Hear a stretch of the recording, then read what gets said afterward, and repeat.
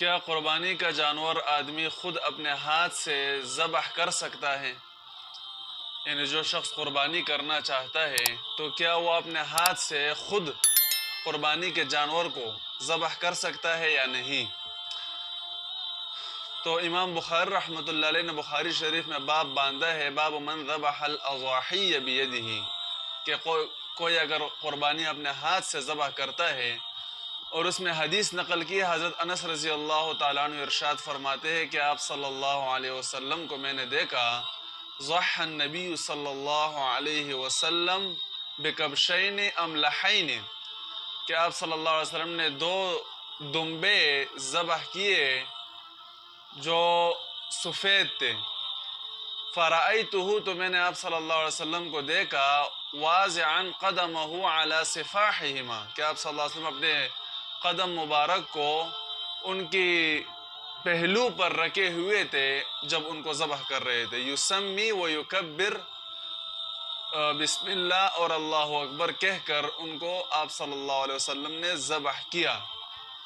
تو اس حدیث سے پتہ چلا کہ قربانی کو خود ذبح کرنا سنت ہے۔ جو شخص قربانی کرنا چاہتا ہے تو قربانی کے جانور کو وہ اپنے ہاتھ سے ذبح کرے، یہ سنت طریقہ ہے، یہ مستحب طریقہ ہے اور یہی بہتر طریقہ ہے۔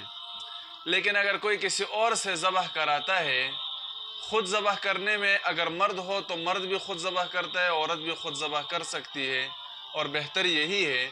لیکن اگر کوئی خود ذبح نہیں کر سکتا یا کرنا نہیں چاہتا یا نہیں کر سکتا، یا کر سکتا ہے لیکن اس کی ہمت نہیں ہے، تو دوسرے سے بھی ذبح کرا سکتا ہے، اس میں کوئی گناہ نہیں ہے، بالکل جائز ہے، درست ہے، کوئی مسئلہ نہیں ہے اس میں، دوسرے سے بھی قربانی ذبح کرا سکتا ہے قربانی کا جانور۔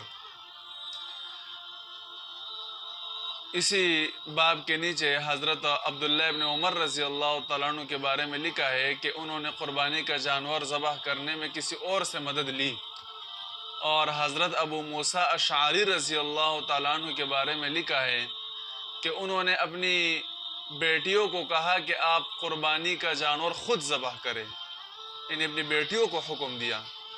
تو اس سے یہ بھی پتہ چلا کہ عورت بھی قربانی کا جانور ذبح کر سکتی ہے۔ بعض علماء نے جو اس کو مکروہ لکھا ہے کہ عورت قربانی کا جانور ذبح کرے، یہ مکروہ ہے، تو اس کی وجہ یہ ہے کہ عورت چونکہ ناواقف ہوتی ہے اور ایک کمزور بھی ہوتی ہے، تو ہو سکتا ہے کہ اس سے وہ جانور خراب ہو جائے، اس وجہ سے مکروہ لکھا ہے۔ لیکن اگر کوئی عورت، کوئی خاتون صحیح طریقے سے جانور کو ذبح کر سکتی ہے تو بالکل جائز ہے، اس میں کوئی مسئلہ نہیں ہے، عورت خود اپنے قربانی کے جانور کو بھی ذبح کر سکتی ہے، کسی اور کی قربانی کے جانور کو بھی ذبح کر سکتی ہے۔ اور آپ صلی اللہ علیہ وسلم کے بارے میں اسی روایت میں یہ بھی آیا کہ آپ صلی اللہ علیہ وسلم نے دو دمبے ذبح کیے، املحین، املح کا معنی ہے بالکل وائٹ، سفید، جو دو دمبے تھے، ایک دمبا آپ صلی اللہ علیہ وسلم نے اپنی طرف سے ذبح کیا اور ایک اپنی امت کی طرف سے ذبح کیا، اور دونوں بالکل سفید تھے، وہ یذکروا اقرنین، اور ایک روایت میں آتا ہے کہ وہ دونوں بڑے بڑے سینگوں والے تھے۔ تو سفید اور بڑے سینگوں والے دمبے ذبح کرنا یہ بھی مستحب اور سنت طریقہ ہے، بہتر طریقہ ہے۔ ہندوستان کے غازی آباد کے ایک قصبے میں مسلمانوں کا ایک گاؤں تھا جس میں ہندو بھی رہتے تھے۔ تو ایک ہندو پنڈت تھا جو مسلمانوں کو تنگ کرتا تھا اور مسلمانوں کو کہتا تھا کہ اسلام میں 4 فرائض ہیں، نماز، زکوٰۃ، حج اور روزہ، اور 5واں فرض اسلام میں نہیں ہے، تو تم لوگ جانوروں کو ذبح کر کے ان کا خون بہاتے ہو، ان پر ظلم کرتے ہو ہر سال، یہ تو اسلام میں ہے ہی نہیں، اسلام میں تو صرف 4 فرض ہیں۔ تو مسلمان بڑے پریشان رہتے تھے کہ اس کو اب کیا کہیں ہم۔ وہ یہی اعتراض کرتا تھا مسلمانوں پر کہ اسلام میں 4 فرض ہے، 5واں فرض ہے نہیں، تو تم لوگ پھر کیوں جانوروں کو ذبح کر کے ان کا خون بہاتے ہو، ان پر ظلم کرتے ہو، ناجائز اور ناروا ان کا خون بہاتے ہو۔ تو ایک مرتبہ حضرت مولانا حنیف صاحب رحمۃ اللہ علیہ، جو دارالعلوم دیوبند کے مدرس رہے ہیں، وہ اس علاقے میں تشریف لے گئے، تو مسلمانوں نے اس کو تذکرہ کیا، تو مولانا صاحب اس پنڈت کے پاس چلے گئے اور اس پنڈت کو کہا کہ آپ کیا کہتے ہیں، ہمیں بھی ذرا بتائیں تاکہ ہمیں بھی پتہ چلے۔ تو تو اس پنڈت نے یہی بات دہرائی کہ اسلام میں تو 4 فرض ہے: نماز، زکوٰۃ، حج اور روزہ، اور تم مسلمان ہر سال قربانی کرتے ہو، جانوروں کو ذبح کرتے ہو، ان کا خون بہاتے ہو، یہ تو اسلام میں فرض ہے ہی نہیں، تو پھر کیوں اتنا ظلم کرتے ہو تم لوگ؟ تو حضرت مولانا حنیف رحمۃ اللہ علیہ نے ارشاد فرمایا کہ اسلام کے 5 فرائض ہے، 4 فرائض نہیں ہیں، آپ نے غلط سنا ہے۔ انہوں نے کہا کہ 5واں کون سا فرض ہے؟ تو مولانا صاحب نے فرمایا کہ 5واں فرض، تو مولانا صاحب نے فرمایا کہ 5واں فرض جہاد ہے۔ تو ہندو نے اقرار کیا کہ ہاں، جہاد بھی اسلام میں مسلمانوں پر فرض ہے۔ تو مولانا صاحب نے فرمایا کہ چونکہ جہاد میں انسانوں کو قتل کیا جاتا ہے، لیکن چونکہ جہاد ہر وقت نہیں ہوتا، کبھی کبھار اس کی ضرورت پیش آتی ہے، تو ہم ہر سال جانوروں پر ریہرسل کرتے ہیں، ایکسرسائز کرتے ہیں، مشق اور تمرین کرتے ہیں، جانوروں کو ذبح کرتے ہیں تاکہ ہمارا ہاتھ چلے، کیونکہ جب تمہارا نمبر آئے گا تو پھر ہمیں جو ہے مشق کرنے کی ضرورت نہیں ہوگی، اور آپ پر ہمارا ہاتھ جو ہے صحیح طریقے سے چل سکے گا۔ تو وہ ہندو پنڈت ایسا خاموش ہو گیا کہ اس کے بعد پھر اس نے مسلمانوں کو تنگ نہیں کیا۔ اسی طرح ہندوستان میں جب رنجیت سنگھ کی حکومت تھی اور وہ سکھ تھا، اور ہندو مذہب اور سکھ مذہب میں گائے کو ذبح کرنا حرام اور ناجائز ہے، تو رنجیت سنگھ نے دیکھا کہ بقرعید میں مسلمان گایوں کو ذبح کرتے ہیں، قربانی کرتے ہیں، تو رنجیت سنگھ نے قربانی پر پابندی لگا دی اور اعلان کیا کہ آج کے بعد اگر کسی نے جانور کو ذبح کیا تو اس کی سزا جو ہے پانسی ہوگی۔ یہ قانون بنایا، لا بنایا اس نے یہ ہندوستان میں۔ تو بقرعید کے موقع پر ایک مسلمان تھا، اس کو بڑا جذبہ آیا کہ میں قربانی کروں، اور قانون تھا، پابندی تھی، تو اس نے گھر کے اندر ایک گائے ذبح کی چپکے سے تاکہ کسی کو پتہ نہ چلے، لیکن جب اس کی اوجڑی اور خون جب اس نے باہر نکالی تو اس کا پڑوسی تھا ہندو، اس نے دیکھ لیا۔ جب ہندو نے اسے دیکھا تو ہندو نے اس کو کہا کہ میں آپ کی شکایت لگاؤں گا، میں نے تو آپ کو دیکھ لیا، ابھی آپ کو نہیں چھوڑوں گا، رنجیت سنگھ کو شکایت لگاؤں گا تاکہ آپ کو سزا دے، پانسی کرے، کیوں آپ نے ہماری گاؤں ماتاؤں کو ذبح کیا پابندی ہونے کے باوجود؟ کیونکہ ہندو تو گائے کو اپنی ماں سمجھتے ہیں۔ مسلمان نے اس کو سمجھایا کہ آپ ایسا نہ کریں اور شکایت نہ لگائے، آپ تو میرے پڑوسی ہیں اور پڑوسی کا خیال رکھنا ضروری ہے، آپ میرا خیال رکھیں۔ تو ہندو نے کہا نہیں، آپ نے گاؤں ماتا کو ذبح کیا ہے، مار ڈالا ہے، اس وجہ سے ابھی شکایت لگانی پڑے گی آپ کی۔ تو مسلمان نے اس کو کہا کہ چلو میں آپ کو کچھ دیتا ہوں اور وہ لے کر خاموش ہو جاؤ۔ اس نے کہا کہ کیا دو گے؟ کہا میرے ساتھ گھر میں چلو، وہاں پر میں آپ کو کچھ دیتا ہوں، آپ وہ دیکھ کر خوش ہو جائیں گے۔